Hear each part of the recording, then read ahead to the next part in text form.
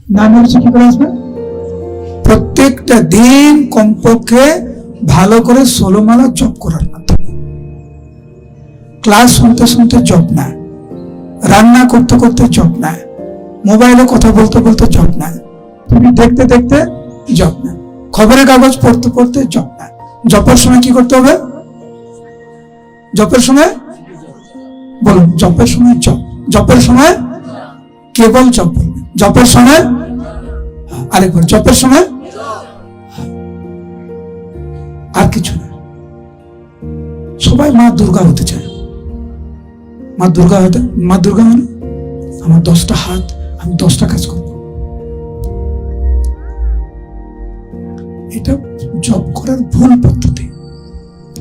জপের সময় কেবল জপ, শ্রবণ করছেন, শ্রবণের সময় কেবল শ্রবণ, এটা ভালো শ্রবণ।